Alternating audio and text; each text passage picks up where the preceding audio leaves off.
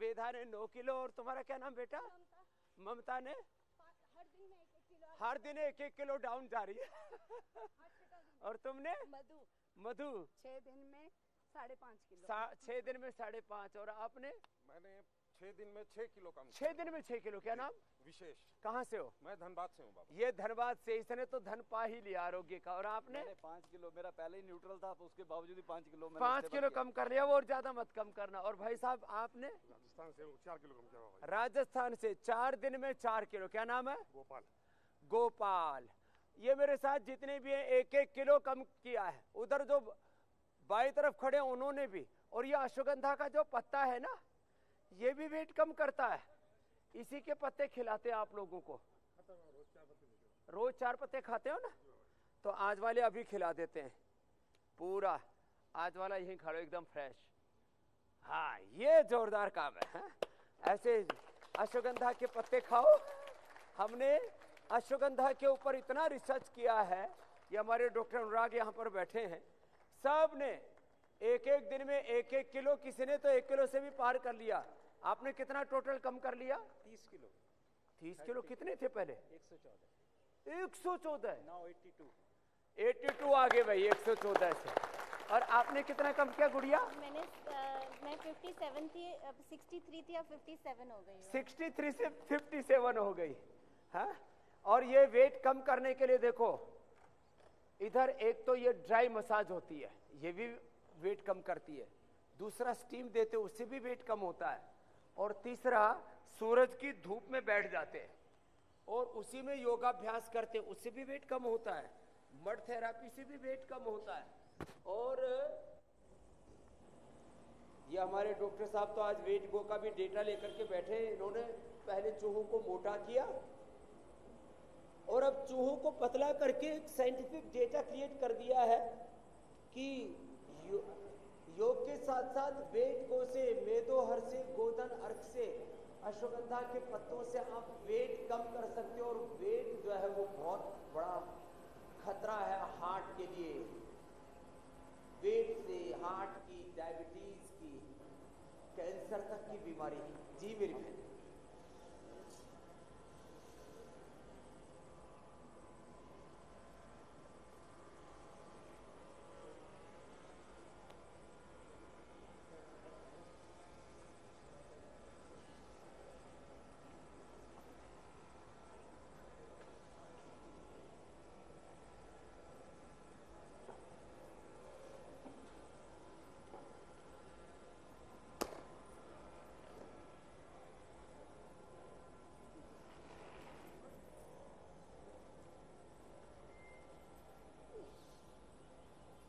बिल्कुल आप ठीक कह रहे। 10 टाइम्स 10 गुना जो है मोटापे का बढ़ना, वो भी बच्चों में, यूथ में, यंगस्टर्स में बहुत ही खतरनाक है। और आपने कहा कि जब नींव, फाउंडेशन बचपन इतना कमजोर होगा तो 55 तक पहुंचते उनकी हालात क्या होगी। और इससे कैंसर से लेकर के बहुत तरह के रोग बढ़ते हैं। इसलिए हम यहाँ दुनिया की आधी आबादी जो मोटापा की गिरफ्त में है, बच्चों से लेकर के, सबसे पहले बच्चों को ये अभ्यास कराएं तेजी से। त्रिकोणासन, कोणासन, पादहस्तासन, दौड़ना। सुबह सुबह बच्चों से दौड़ लगवाएं, इसलिए हमने दौड़ से शुरू किया। दौड़ लगवाएं, साइकिलिंग करें, बच्चों को खेलने दें। अभी तो खेल के मैदान ना तो स्कूलों में रहें, और कॉलोनियों के भी बुरे हाल हैं। बिल्डर्स बड़ी बड़ी बिल्डिंग खड़ी कर देते हैं, दौड़ने के मैदान होते नहीं। और बरसात में तो और लोग घरों में दुबके रहते हैं। थोड़ी सी बरसात हुई, थोड़ी सी गर्मी हुई, थोड़ी सी सर्दी में घर में दुबक के बैठ जाते हैं। हमें एक ये नियम लेना पड़ेगा कि सर्दी हो या गर्मी हो, बरसात हो, आंधी हो, तूफान हो, कम से कम जॉगिंग के 2 अभ्यास घर में खड़े खड़े दौड़ने से। जो इतना तेजी से भी न कर सके तो धीरे धीरे कर ले, बड़े बुजुर्ग ऐसे। भस्त्रिका और कपालभाति ऐसे। एक तो ये अभ्यास ऐसे, एक और ये दूसरा ही ऐसे, इतना। ये 2 अभ्यास तो बाकी रस्सी कूदते हैं, अलग अलग प्रकार की कूद है, दौड़ भाग है, तैरना है, फिजिकल एक्टिविटीज बहुत जरूरी है। और जो कर सके तो सूर्य नमस्कार भी कर ले। तो आज ये मेरे साथ जितने भी भाई बहन कर रहे हैं, हाथ ऊपर तो ये सब एक एक दिन में एवरेज 1 किलो वजन कम करके सबके लिए प्रेरणा बने हुए हैं कि वजन कम किया जा सकता है योग से। और साथ में आयुर्वेद भी जुड़ जाए तो हमने चूहों पर ये पहली बार क्लिनिकल कंट्रोल ट्रायल किया कि एक ट्रेडमिल पर चूहों को दौड़ाया। ट्रेडमिल पर कैसे दौड़ाया डॉक्टर साहब चूहों को? स्वामी जी, चूहों की एक अलग से ट्रेडमिल होती है जिसपे आप उन्हें छोड़ते हैं और उनको भागने को कहते हैं। कभी कभी नहीं भागते हैं तो उन्हें छोटा सा इंडक्शन देना पड़ता है, पर भाग जाते हैं उसके बाद। उसमें करंट लगा देते हैं। उनके पीछे जहाँ वो खड़े होते हैं वहाँ एक तार होता है, इसमें हल्का सा करंट आता है ताकि वो भागते रहें। हर किसी को कुछ ना कुछ प्रेरणा चाहिए होती है स्वामी जी, हर कोई एक्साइट हो जाता है। आदमी की तो पूंछ में करंट लगा नहीं सकते, चूहों के लगाते हैं स्वामी जी, पर वो बहुत हल्का होता है और वो उन्हीं को लगता है जो नहीं भाग रहे होते हैं। जो भाग रहे होते हैं उन्हें कोई दिक्कत नहीं होती। फिजिकल एक्टिविटी से तो कम होता ही है, दौड़ने से भागने से वेट कम होता है। ये साइंटिफिक ट्रायल कर लिया था। ये जो न कर सके तो कम से कम इतना तो कर सकते। और फिर वेट गो का क्या परिणाम निकला? तो स्वामी जी हमने देखा कि उन चूहों को लगभग इन चूहों को स्वामी जी हमें 9 हफ्ते लगे मोटा करने में, और उसके बाद 9 हफ्ते लगे मोटा। क्या क्या खिलाया? उनको हाई फैट डाइट खिलाई। ऐसी हाई फैट डाइट। तो सुन लो, जितने भी फैट वाले हैं वो फैट बंद कर दो थोड़ी देर, और junk food, fast food, unhealthy food ये तो खाना ही नहीं है। तो हाई, फिर कितने दिन में मोटे हो गए? वो स्वामी जी 9 हफ्ते में मोटे हो गए। 9 हफ्ते में मोटे। और उनको लगभग 15 हफ्ते से ज्यादा लगा दोबारा पतला होने में। 15 हफ्ते से ज्यादा। तो धीरे धीरे कम होता है वेट। स्वामी जी वही बड़ा जिद्दी होता है। बड़ा जिद्दी। किसी किसी का तो बोले स्टक हो गया, नीचे आ ही नहीं रहा। तो स्वामी दौड़ने का और वेट गो का दोनों का कितना असर देता? तो स्वामी जी हमने देखा ऐसे चूहे जो दौड़ रहे थे और ऐसे चूहे जो वेट गो खा रहे थे, और ऐसा एक और ग्रुप जो दौड़ भी रहा था और वेट गो भी खा रहा था। अच्छा, 3 ग्रुप थे स्वामी जी। केवल दौड़ने वाले, केवल वेट को खाने वाले, और दौड़ने और वेट को दोनों करने वाले, दोनों खाने वाले। तो स्वामी जी जो दौड़ रहे थे और जो वेट को खा रहे थे, दोनों का इफेक्ट बराबर आया। क्या बात है, माने दोनों काम एक साथ हो गए, तो योग भी हो रहा है, वेद भी बहुत हो रहा है। तो स्वामी जी जो दौड़ रहे थे और जो वेट को खा रहे थे उनका इफेक्ट बराबर था, दोनों का वजन कम हुआ। पर ऐसे चूहे जो दौड़ भी रहे थे और वेट को भी खा रहे थे, उनका इफेक्ट स्वामी जी दुगना आया था। क्या तो वो अच्छी बात थी स्वामी। तो आपको यहाँ वेट को भी खिला रहे और योगिक अभ्यास भी करा रहे, और साथ में डाइट कंट्रोल भी करके देखा? हाँ स्वामी जी, उनकी नहीं, उनको जो इस एक्सपेरिमेंट में वो अपना हाई फैट डाइट खाते रहे थे, वो मोटी वाली डाइट ही खा रहे थे। उनको वही था रखा हुआ कि नॉर्मल डाइट के अलावा जो ज्यादा फैट की डाइट खा रहे हैं, पर साथ साथ भाग भी रहे हैं और वेट गो भी खा रहे हैं। तो ऐसी कंडीशन में वेट गो का इफेक्ट स्वामी जी बहुत अच्छा आया था। और हमें दिखा पाए कि जो लाइपोजेनेसिस है, जिसकी वजह से फैट पैदा होता है, उसका पूरा प्रोसेस भी वेट गो स्वामी जी रेगुलेट करता है।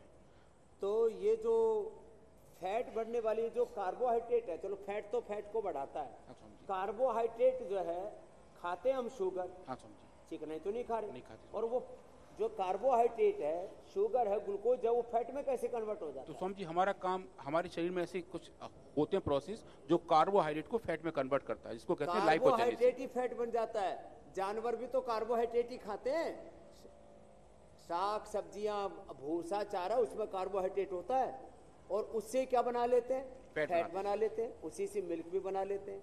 तो बॉडी में भी ये जो लाइपोजेनेसिस स्वामी जी, लाइपोजेनेसिस बोलते हैं इसको। तो स्वामी जी लाइपोजेनेसिस के जितने भी कारक हैं, जो भी जीन्स हैं, हमने देखा स्वामी जी उन एनिमल्स में लाइपोजेनेसिस का प्रोसेस भी स्लो हो गया था, और कुछ में तो बिल्कुल नॉर्मलाइज हो गया। तो जो योग करेंगे और साथ में वेट गो, मेदोहर, गोधन, अर्क, इसका प्रयोग करेंगे, किसी को ज्यादा ही जल्दी कम करना है, स्लिम चॉइस खा लो, थोड़े दिन अनाज खाना बंद कर दो, नमक मीठा बंद कर दो। अनाज, नमक, मीठा, घी, चिकनाई, तली हुई चीजें, जंक फूड, बहुत जंग लगा लिया शरीर को जंक फूड खा खा करके।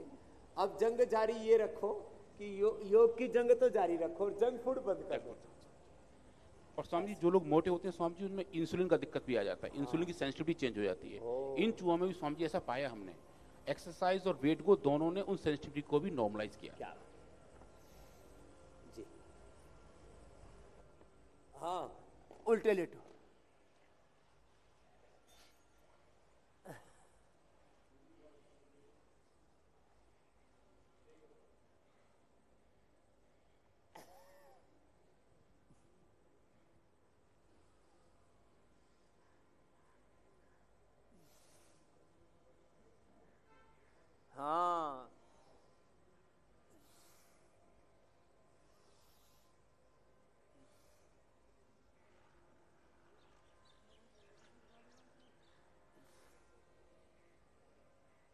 हाँ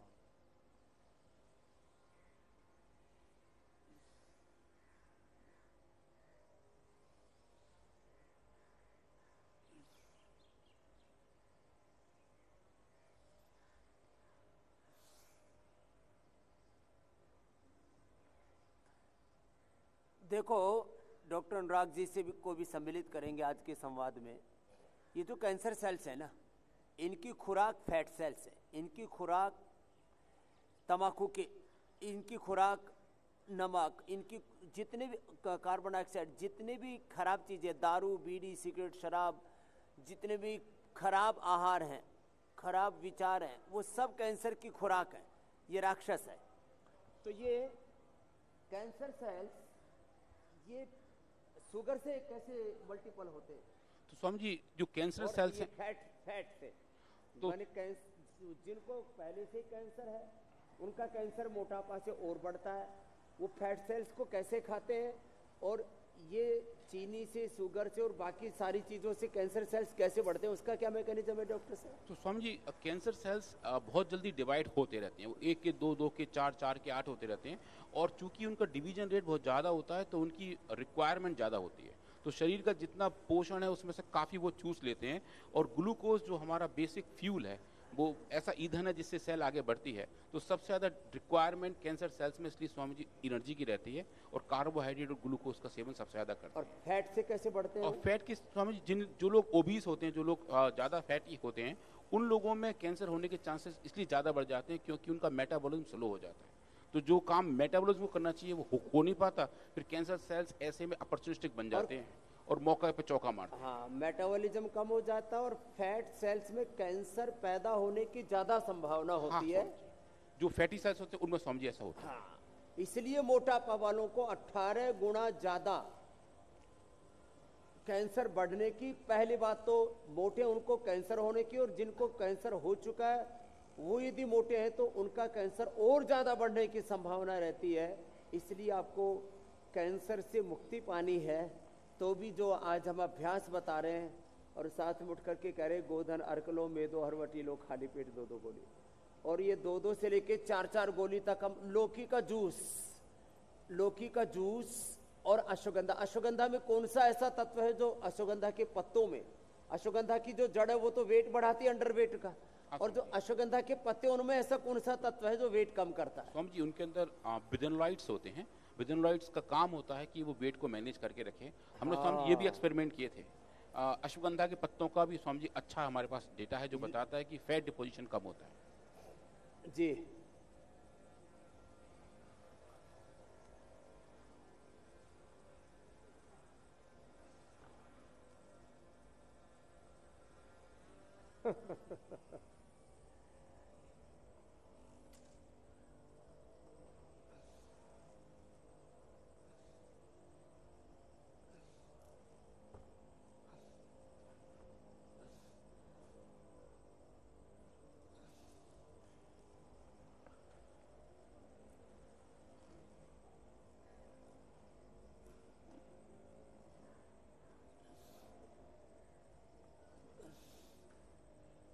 देखो, चाहे वेट ज़्यादा बढ़ जाए, चाहे बीपी ज़्यादा बढ़ जाए, चाहे कोलेस्ट्रॉल ज़्यादा बढ़ जाए, चाहे स्ट्रेस ज़्यादा बढ़ जाए, और इस मोटापा के ये जो बता रहे थे कार्बोहाइड्रेट, फैट सेल्स, और ये सब तो कारण हैं जो जिसमें फैट ज़्यादा होता है, कार्बोहाइड्रेट ज़्यादा होता है, नमक मीठा ज़्यादा होता है, अनाज में भी ज़्यादातर गेहूँ चावल ज़्यादा खाते हैं, उसमें कार्बोहाइड्रेट ज़्यादा होता है, ये सब वेट बढ़ाते हैं।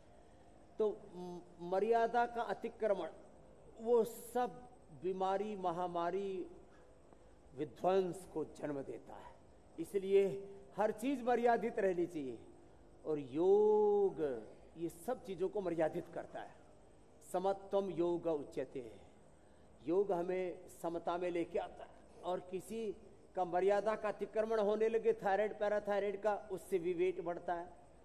थायराइड पैराथायराइड की गड़बड़ होने से, T3 T4 TSH के गड़बड़ होने से, थायराइड के गड़बड़ होने से वेट कैसे बढ़ता है डॉक्टर साहब, हाइपो या हाइपर?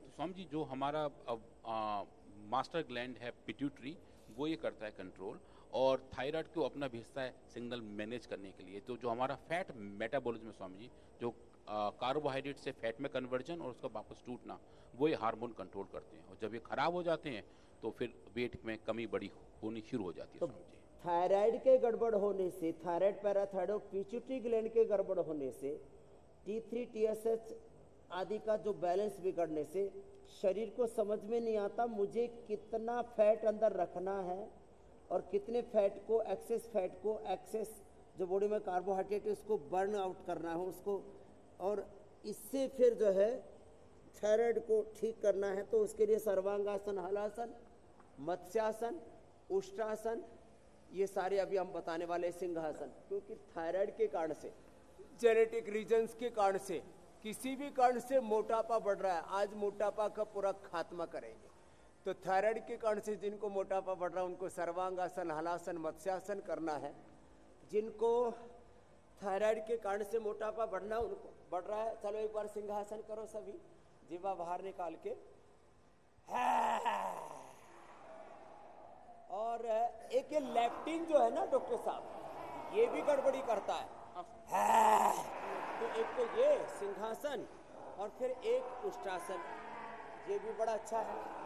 बस शेरो, ये जो लेप्टिन है, ये लेप्टिन कैसे, ये जो भूख को अनियंत्रित कर देता है, बहुत ज्यादा भूख लगती है। समझिए, दो हार्मोन है, लेप्टिन और ग्रेलिन, इनका आपस का अनुपात तय करता है हम कब खाना रुकेंगे।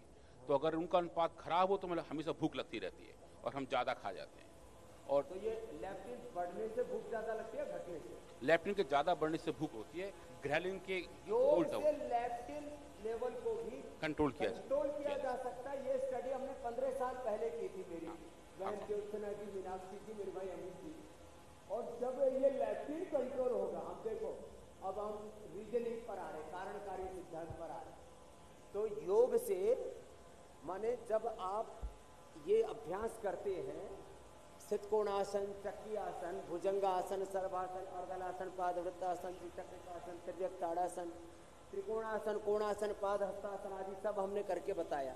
ये सब करके और आहार पर नियंत्रण ला करके सारी थेरापियाँ जो मड थेरापी कराते हैं, जो हम ग्रीन हाउस थर्मोलियन थेरापी कराते हैं, उद्वर्तन कराते हैं, बस्ती करवाते हैं, शंख प्रक्षालन करवाते हैं और उपवास आदि कराते हैं, इससे ये लेप्टिन का लेवल भी कंट्रोल होता है, थायराइड का लेवल भी कंट्रोल होता है। और जो हमारा जेनेटिक एक्सप्रेशन है, जीन्स में जो एक्सप्रेशन है, अब ये जेनेटिक कारण कैसे होता है जी? तो समझिए, हमारे अंदर सब इंफॉर्मेशन डीएनए के फॉर्म में है, वो डीएनए आरएनए बनाता है, वो एक जीन्स का एक्सप्रेशन के तौर पे काम होता है। तो जैसे जैसे बीमारियां बढ़ती हैं या उनका निवारण होता है, वैसे वैसे जीन एक्सप्रेशन चेंज होते हैं स्वामी जी। तो ये जेनेटिक एक्सप्रेशन हमारा पूरा का पूरा ताना बाना, जो जीवन बॉडी का जो साइकिल है, जीवन का चक्र प्रवाह है, इसको हमारे जीन्स तय करते हैं। तो ये डीएनए, आरएनए, प्रोटीन और जीन एक्सप्रेशन, जिनको अब मोटे माता पिता है और बापू और माँ दोनों ही मोटे हों, तो फिर बच्चों में वो जीन्स एक्सप्रेशन उधर होगा। तो उस जीन्स एक्सप्रेशन को भी जेनेटिक कारणों से भी जो बच्चों से लेकर के बड़ों तक बच्चों में ज़्यादा होता है। किसी के बच्चे पूरे गोल मटोल, ऐसे गोलू मोलू, नाम ही गोलू मोलू रख देते हैं। तो ऐसे जिनके गोलू मोलू है उनको भी योग करवाना, योग में बटरफ्लाई से लेकर के, बच्चों को सूर्य नमस्कार से लेकर के, और बच्चों को दौड़ाओ। जेनेटिक मोटापा भी ज्योत्सना जी, मीनाक्षी जी, अमित भाई अच्छा होता है, ये बड़ी बात है। नहीं तो लोग ये मान करके बैठ जाते हैं, अरे हम हाथी का बच्चा हाथी जैसा हो गई, तो हमारे तो माता पिता ही दोनों तगड़े हैं, तो अब हम तो मोटे होंगे ही होंगे। तो जेनेटिक चैन को भी तोड़ा जा सकता है, चाहे मोटापा है, चाहे बीपी है, शुगर है, थायराइड है। मैं कहता हूँ 100-200 साल पहले जाकर के देखो, हमारे पूर्वजों के जीन्स में रोग नहीं योग था। हमारा जेनेटिक स्ट्रक्चर रोग से नहीं योग से जुड़ा हुआ है। तो हम ऋषियों की संतान है।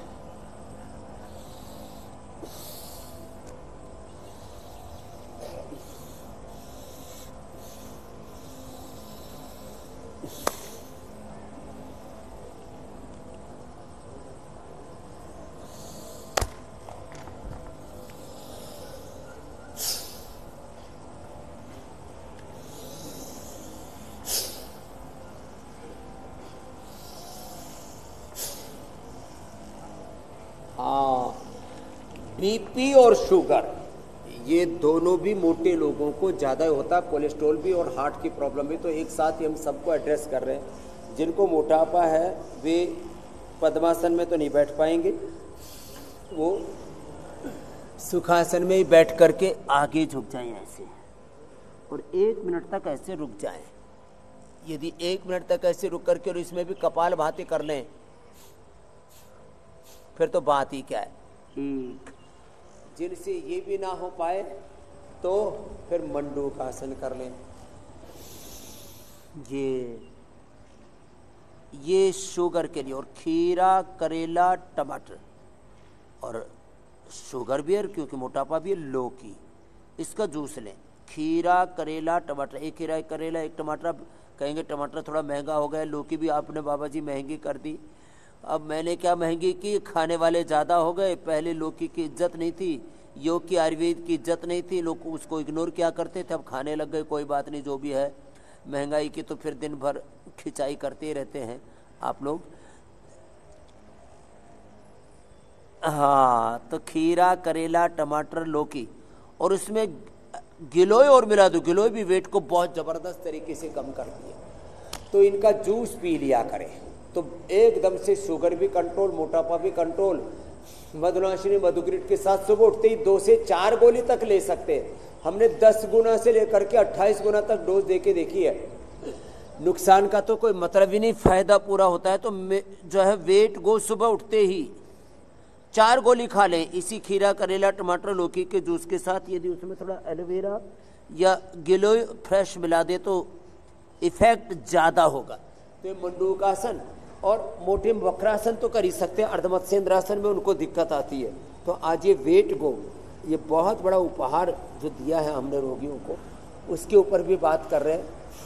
और शुगर के लिए ये जरूरी है खान पान पर कंट्रोल। देखो 3 चीज़ें, सुबह एक बार पसीना बहाओ, योग कर लो और आहार विचार पर कंट्रोल कर लो, तो फिर आप हर रोग से लड़ सकते हैं, जीत सकते हैं।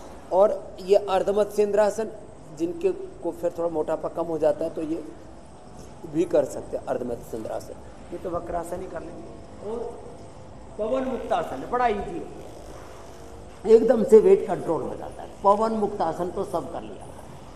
पवन मुक्तासन में दोनों पैर मोड़ करके, घुटने छाती से लगा के, दोनों हाथ के अंगुलियों को इंटरलॉक करके ऐसे सिर उठा करके, फिर इसमें कपालभाति भी साथ में करते हैं तो पेनक्रियास ज्यादा एक्टिव हो जाता है, लीवर किडनी ऐसे।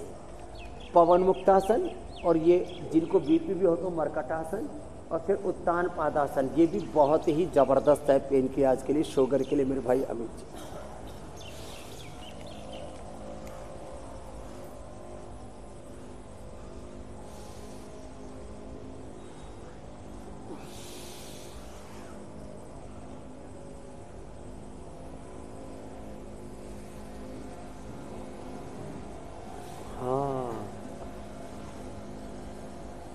इससे भी सर्द गर्म हो जाता है और कफ कोल्ड भी बढ़ जाता है। तो देखो मरकटासन, ये बहुत ही जबरदस्त है हाइपरटेंशन के लिए, मुक्तावटी और बीपी ग्रीन। और साथ में ये गोमुखासन, सांस भी नहीं फूलेगी, और मोटे लोगों को हार्ट की भी प्रॉब्लम ज़्यादा होती है, तो हार्ट की प्रॉब्लम के लिए भी ये ज़रूरी है ये गोमुखासन। कल तो हमने पूरा पैकेज ही बता दिया था। गोमुखासन हार्ट के लिए, लंग के लिए, सांस नहीं फूलेगी। किसी को लंग के कारण से सांस फूलती है, लंग कमजोर होने से, किसी का हार्ट कमजोर होने से सांस फूलती है। ये लंग के लिए, हार्ट के लिए बहुत जरूरी है ऐसे। और जिनसे ऐसे पूरा ना भी हो पाए तो क्या करें, जिनसे ऐसे गोमुखासन पूरा ना हो पाए तो वो ऐसे ही कर ले।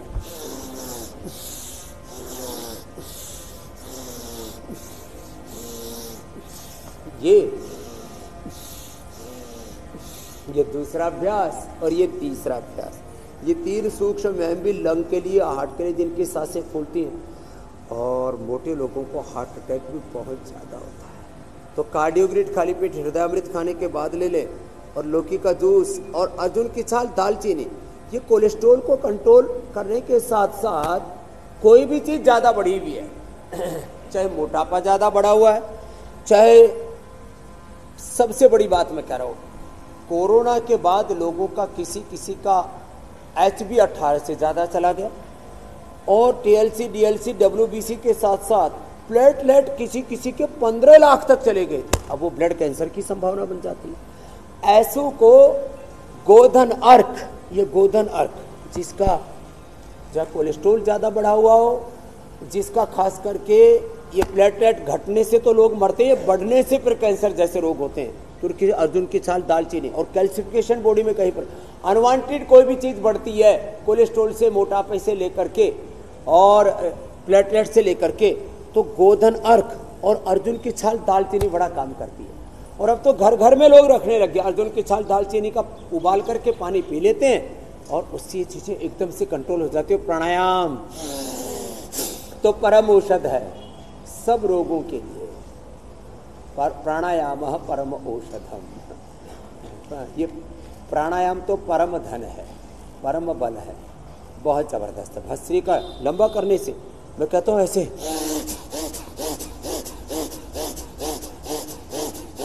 पूरा करें, जिनको बीपी हाई है, हार्ट की प्रॉब्लम है, कमजोरी है, थोड़ा धीरे कर लें। 1 मिनट से में 5 से 10 हजार किलो कैलोरी एक्सपेंडिचर करते हैं। तो कैलोरी कितनी बर्न हुई, आजकल लोग घड़ी लगा के देखते हैं, लेकिन चलते फिरते हैं नहीं, हाथ में घड़ी लगा के कितने स्टेप्स हुए इसको गिनते रहते हैं। तो सुबह सुबह एक लंबा श्वास ले लो, एक लंबा श्वास एक लंबी डग से भी ज्यादा फायदा करता है। तो जो चल नहीं पाते, घूम नहीं पाते, लंबे श्वास लेकर के ही श्वासों से अपने जीवन को साध सकते हैं। भस्त्रिका, कपालभाति, अनुलोम विलोम, ये तीनों ही आप प्राणायाम कीजिए। अब स्टेप्स गिनने की जरूरत नहीं है, हमने तो घड़ी पहनी नहीं, मैंने सुना है बड़ी महंगी आती है। कितने रुपए की आती है डॉक्टर साहब? 5,000 से शुरू होकर 30,000 रुपए तक स्वामी जी। 5,000 से शुरू होकर के 30, 40, 50,000 की मैंने सुना है। ये सैमसंग की भी आती है, हर एक कंपनियां बनाती है, 60 तक की पहुंच गई बता रहे और उसमें देखते रहते हैं बार बार मेरे कितने स्टेप्स हो गए।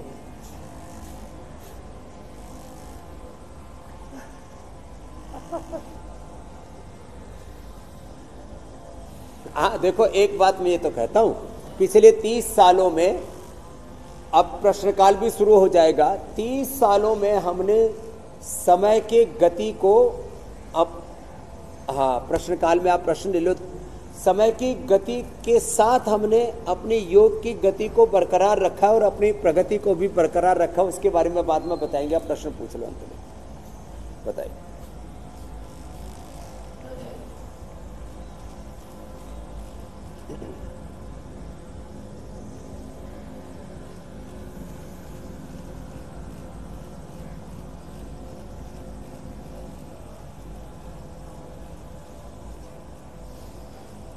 घुटने में दर्द, फ्लैट फुट, तो एक तो ये करें, और दूसरा ताड़ासन करें, और तीसरा न्यूरोग्रिट और इम्यूनोग्रिट ले लें, और थोड़ा गिलोय और एलोवेरा का पानी पिए। ये समस्या पूरी तरह से खत्म हो जाती है। समस्या कितनी बड़ी हो, तो हम यहाँ समाधान बताते हैं, और उस समाधान में योग, आयुर्वेद, नेचुरोपैथी, इतनी चीजें हम बताते हैं। तो सब लोग अब तो डायरी लेकर के बैठने लग गए। तो जिनको भी फ्लैट फुट की प्रॉब्लम है, जिनको घुटनों की प्रॉब्लम है, उनके लिए दोनों अभ्यास, ये और बटरफ्लाई, दोनों पैरों से एक एक पैर से ऐसे, ये भी साथ में जरूर कर लें। और बाएं बादी की चीज़ें ना खाएं घुट दर्द के लिए। और फ्लैट फुट के लिए ताड़ासन 100 बार तक करें। अगला प्रश्न आप ले लीजिए।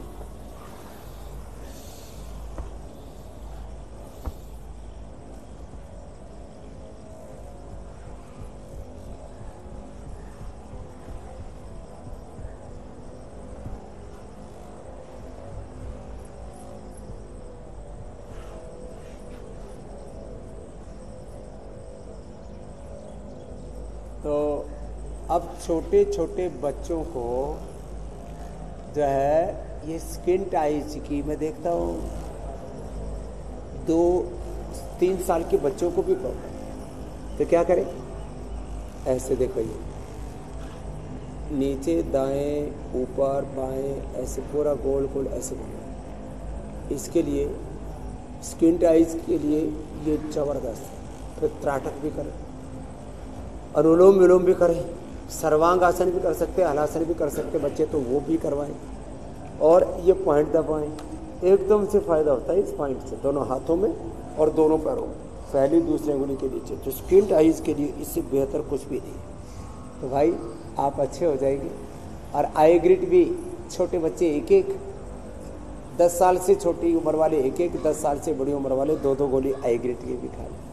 तो स्क्विंट आइज की भी 100% दवाई है आई ग्रिट, और ये एक्यूप्रेशर और अनुलोम विलोम और ये छोटे छोटे उपाय सूक्ष्म है।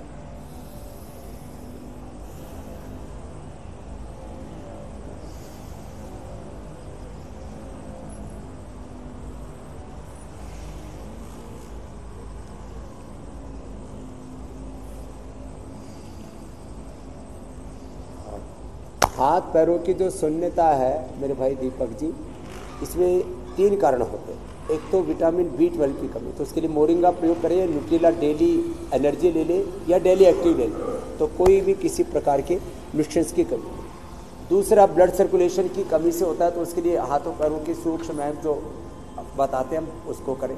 साथ में प्राणायाम भी कर लें, भस्त्रिका, कपालभाति, अनुलोम विलोम, तो ब्लड सर्कुलेशन भी अच्छा हो जाएगा। तीसरा, वात बढ़ने से भी हाथों पैरों में शून्यता आती है, उसके लिए एक तो विशतिंदुकवटी, एक त्रयोदशांग गुग्गल, एक है अश्वशिला।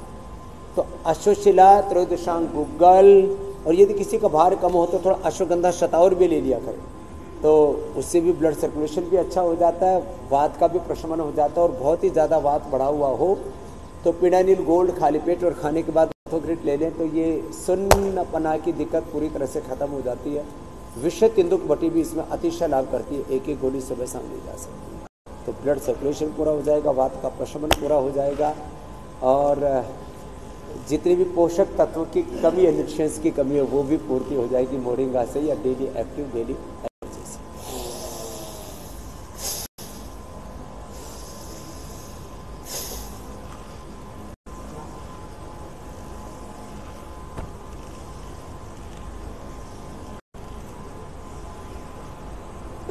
पथरी का बहुत जबरदस्त उपाय है मेरे भाई कानू जी, लिथोम। ये पहली औषधि बनाई हमने, अस्मरियल क्वाथ हम देते रहते थे, पत्थर चटा भी बहुत बताया हमने, गालब्लैडर के स्टोन से लेकर के, गालब्लैडर का स्टोन भी डिजोल्व हो जाए। और ये जो लिथोम का प्रयोग है, इसके तो पूरे क्लिनिकल कंट्रोल ट्रायल पूरे कर लिया हमारे डॉक्टर अनुराग ने। और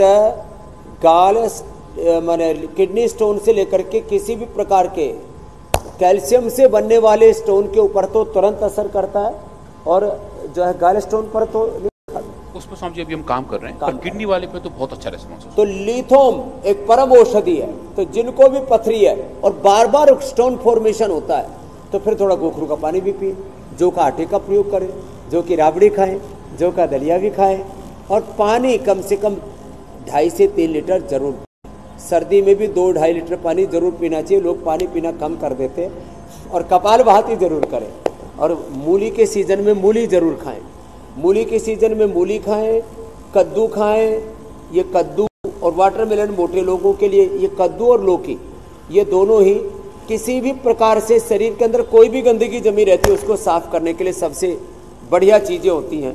मोटे मोटे अमरूद भी इधर रखें, लेकिन अमरूद के बीज को ना चबाएं पथरी वाले, उसको ऊपर से जो उसको गुद्दा उसको चबा के खा ले, और बीज को मुंह में घोल के निकल जाए। बस छोटी छोटी बातों का ध्यान रखें। और कोई प्रश्न बचे हो ले लीजिए आप।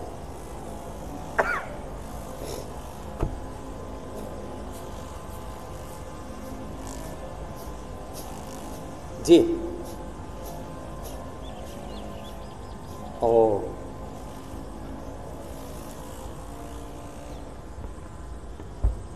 जिनको भी सियाटिका पेन है, गर्दन में कमर में दर्द है, यहाँ तक कि एंक्लोजिंग स्प्लाइटिस, मकरासन, भुजंगासन, सलभासन, मरकट आसन, ये 4 आसन जरूर करें।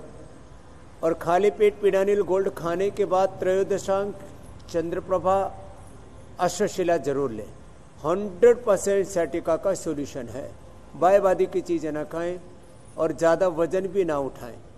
ये अभ्यास हम पूरा पैकेज भी कई बार बताए हैं, तो पूरा पैकेज स्पाइनल कोड का पूरा प्रोटोकॉल उसको कर लेंगे तो निश्चित रूप से आपका सैटिका अच्छा हो जाएगा।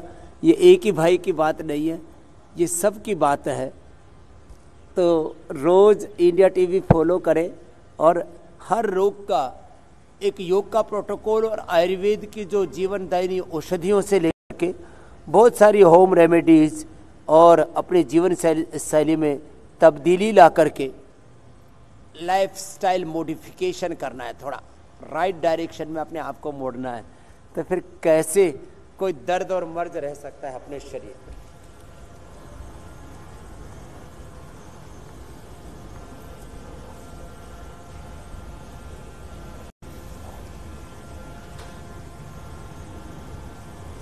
हाँ, ये बड़ा गड़बड़ है। मेधावटी मेमोरी ग्रिड ले ले पंकज जी, अरोड़ा का रोड़ा हट जाएगा और रोड़ा हो जाएंगे, कोई रोड़ा नहीं। तो अनुलोम विलोम करें और आप सब भ्रामरी उद्गीत करो। ओम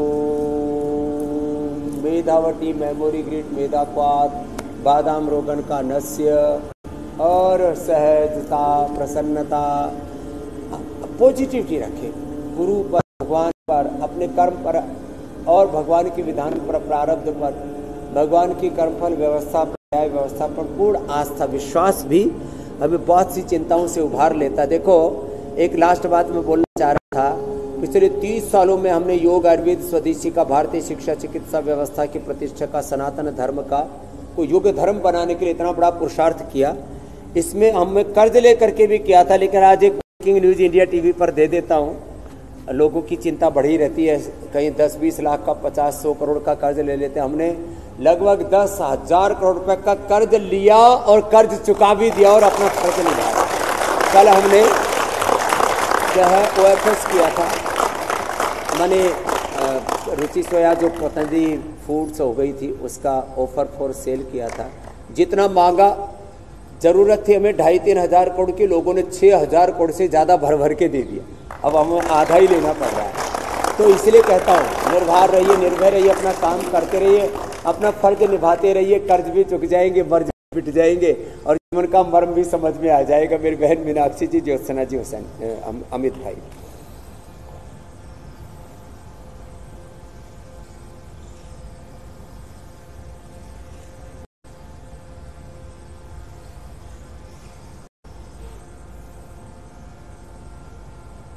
दो टिप्स ये हैं आज की।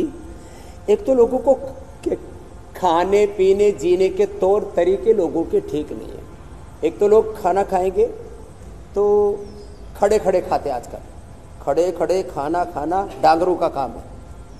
जहाँ भी देखो बुफे लगे रहते, खड़े खड़े खाते रहते, खड़े खड़े खाते, खड़े खड़े मुँहते, खड़े खड़े हगते।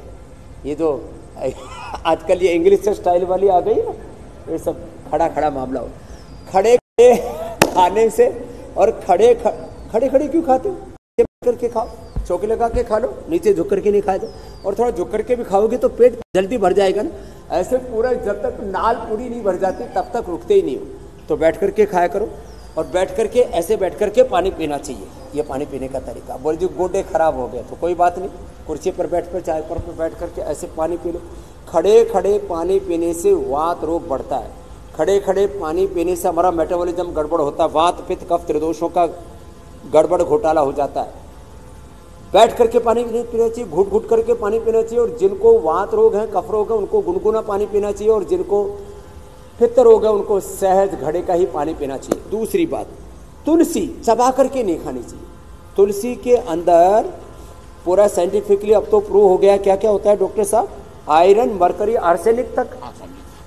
मरकरी थोड़ा ज्यादा, बहुत मामूली से, बहुत मामूली होता है, लेकिन उसको चबाना नहीं चाहिए। तो तुलसी के पत्र ले, यूँ कहते हैं भगवान का प्रसाद है तो उसको दांत नहीं लगाने चाहिए, हिंसा होती है, कई तरह से लोगों को समझाया गया है। लेकिन तुलसी पत्र लेकर के उसको ऐसे ही पानी के साथ निकल जाओ। तो देखो ये तुलसी इधर रखिए, तो ऐसे ही इसको लो और ऐसे पानी पियो और निकल जाओ।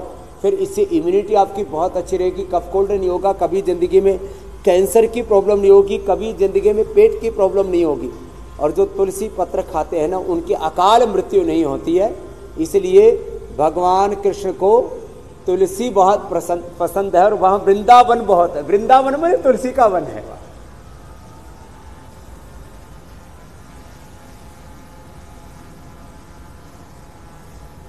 प्रणाम।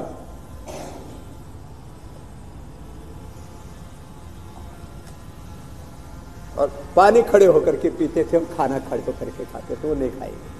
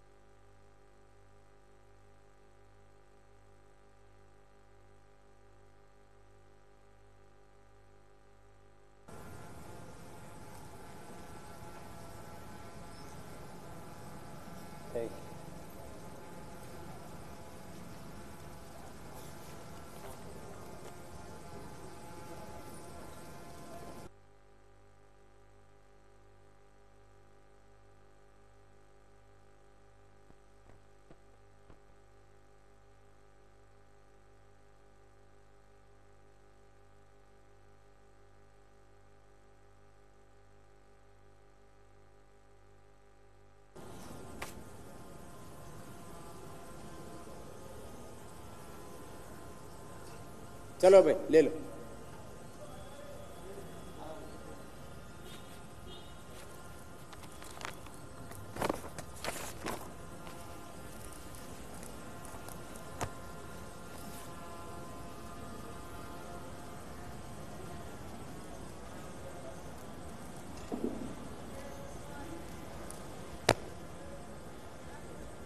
दिल्ली से लेकर के पूरे देश में, गांव हो या शहर,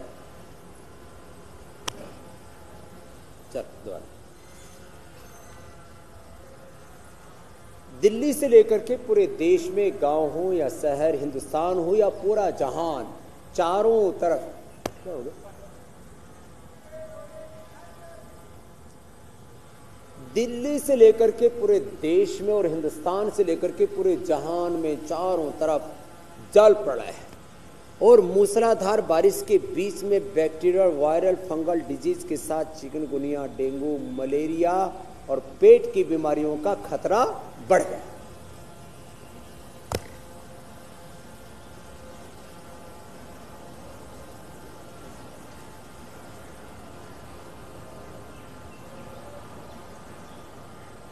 घबराए नहीं, सभी प्रकार के